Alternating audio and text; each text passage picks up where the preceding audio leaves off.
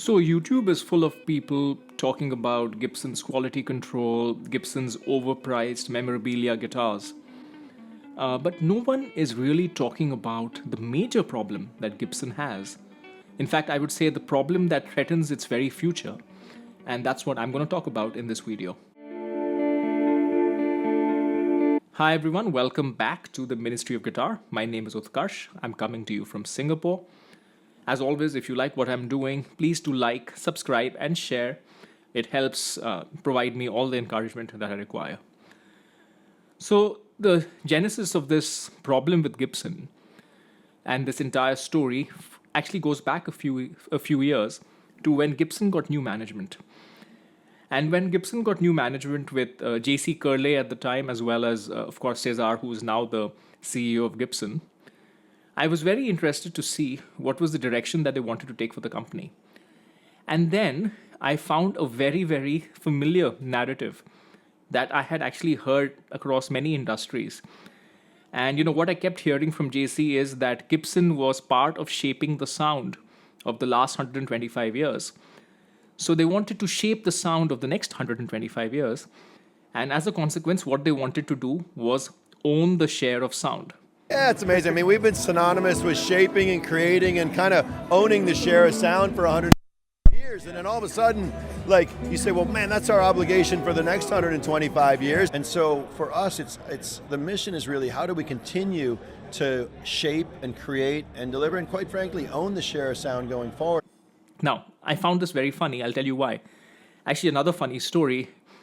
JC and I actually have shared a boss, apparently. So this is, if you know JC, before he came to Levi's, before he came to Gibson, he was at Levi's. And his boss in Levi's was certain Chip Berg. And if you look at Chip Berg, if you look down his LinkedIn profile, you will notice that he previously worked in the grooming, which is the Gillette portion of the Procter & Gamble company, for 2 years, when I was also working on the Gillette portion of the Procter & Gamble company. I was, of course, a very, very lowly entry-level person. I did meet him once, though, in a lift. He was a very nice guy, by the way. You wouldn't have guessed that he was a president of such a large business. So yes, my super boss and probably JC's boss for a certain period of time were the same. Not relevant to this story. But what is relevant is this entire term of share. So in companies like what I was working for, in the job nature of the industry, what I was working from and from what JC Curley comes from, share is very important. Share can be defined as market share that your company is gaining. Say you have a certain market share of product. In the marketing world, it also refers to share of voice, which is, say there's a certain quantity of advertising going out there. What share of voice, what share of the advertising is coming from your brand or your company? So over the years of working where I did, I was very familiar with people using terms like market share or share of voice, share of voice. So when Gibson got new management, I literally felt like I was hearing some of the terms that I heard in my own work at that point in time. I felt like I was hearing them coming from the Gibson management's mouth, which was share of voice, share of sound. Gibson wants to own share of sound. So I said, okay, what does this really mean beyond all the hyper corporate jargon? This means that Gibson wants to own the music, or rather be a part of the music that is getting created. Now, not just the music from the 50s, 60s, 70s, rock and roll and all of that, but also now. And that was something I was looked forward to seeing. What are they going to do about this? And you know what? The answer to that question is, it's diddly squat. And for me, a great example of this is really illustrated recently. I don't know how many of you have heard of Laufey. I think that's how her name is pronounced. She's from Iceland. Laufey. Taking over the world, and she's post 2020 kind of a post COVID artist. She kind of combines pop sensibilities and jazz. I came across her very accidentally because you often get Tiny Desk concert recommendations, and this one popped up. I was just listening to it, and it started off with some very nice, simple but nice jazz guitar playing. And I was like, wow, you've got some nice guitar-based music in Tiny Desk. And then, of course, there was a very nice voice on top of it. And when they panned out and when they showed the scene, it was actually her accompanying herself, playing jazz guitar while singing, I would have to say, incredible jazz vocals. And she was playing a Gibson ES275. And the more I looked into her, I mean, she's massive, huge number of Spotify streaming, huge number of followers, massive on TikTok, even played at the Grammys, I think won a Grammy as well. She is massive. She's as popular as it gets. She's as part of shaping the shape of sound, the share of sound that Gibson wants. And she's playing Gibson guitars. Yet, have you heard of her in the context of a guitar-based discussion?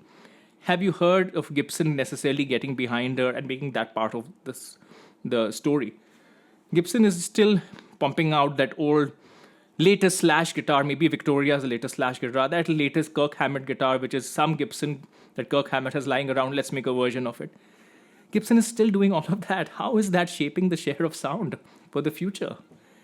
This is literally, there was sound created in the past, so let's have nostalgia for that old sound and let's make money from it.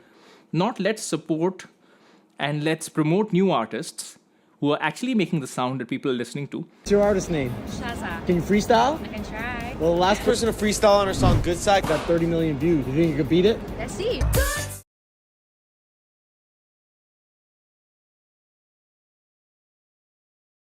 You and me can have different opinions on what Gen Z likes or what iGen likes. I personally still prefer the music from the 60s, 70s, and 80s. But it's not my generation. The world will keep evolving. Tastes will keep changing. If songs today are indeed dominated by what feeds the TikTok algorithm, so be it. It's just the way it is. That is the sound that people are listening. That is what humanity will be listening to. So be part of it. It's not that guitar is not part of that culture. But if you look at all of these new artists, Gibson is not there to be seen. I think Laufey is a great exception, but I don't think it has anything to do with Gibson as such. It's just her own choice. And if you look at many other places where you see guitar, you see a lot more Fender, you see a lot more, even maybe a little bit of PRS emerging. So that for me is the biggest problem with Gibson. They may have a vision, and I understand that the CEO has changed. Now Cesar has become the CEO. He may or may not be continuing JC's vision of owning the share of sound. But I think there's nothing wrong with that vision. I think it's a great vision. I think that is how a company survives. That is how a company continues to be relevant.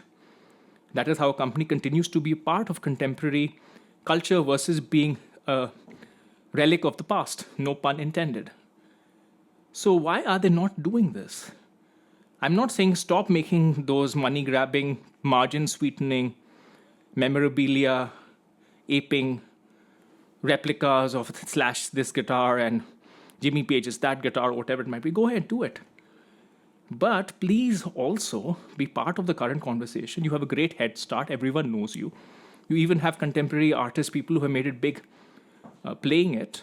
Why are you not part of this conversation? Why are you not driving this? So that is my request to Gibson, is that please move out of the metaphorical days of yore, or days of yore are too far back, but let's move past rock and roll. Rock and roll is great. We all love it. Let's look at what the future is, even if the future is TikTok or Reels or Instagram or X or whatever the hell it might be. Let's see what young people today like. Guitar is a big part of it. There's been an entire renaissance of guitar culture post-Instagram, post-COVID, where a lot of young people, especially Americans, started playing guitar.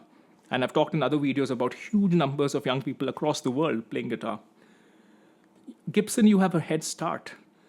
You have an established brand equity. You have something that, if you talk from a marketing perspective, we call TOMA, top of mind awareness. Everyone knows you. When people mention a guitar brand, they will say Gibson. Do you know how much money companies spend to get top of mind awareness in the categories? I would know. Of course, the brand I worked on also had top of mind awareness, but not all the brands are like that. So you have literally the equivalent of millions of dollars of advertising money already put behind you because of the great success of rock and roll. You can either just fixate on the past and try to milk it, squander what you have done, what your predecessors have done with the company, or you can take advantage of this amazing stepping stone, the springboard, and evolve into something amazing in the future. I love giving examples from other industries. Let's just take two of my favorites, like cars, right? If you look at someone like a BMW, they have this entire heritage from all the amazing ultimate driving machine. And now they have gone head on into the electric car space, they have electric versions of each of their cars, 3 Series, 5 Series, 7 Series, etc. I'm not saying I'm a big electric car fan. I'm an old school petrol head that way, similar to guitars. But I fully recognize that in order to be relevant, you need to evolve. Everybody's tastes are not your tastes.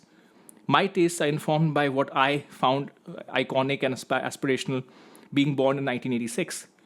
Somebody born in 2016 will have different aspirations, will have a different world that they're born into, and things will evolve. So, not to sound like a bad phonograph, but please, Gibson, do something. Otherwise, this spate of money making that you're having with all of this nostalgia fetishizing, it'll be a little bit of a spike and it'll collapse. And then you will not have that much relevance. You will be a piece of history. A bit like some of those famous violin brands, forgetting the name, Stradivarius. You'll be a piece of history. You'll be a piece of history like something else that was very iconic at any point in time, which people have forgotten about. So please, don't relegate yourself to history. Make yourselves relevant. Maybe do something with Laufey to begin with. And yeah, I hope this was fun for all of you. I'll see you next time.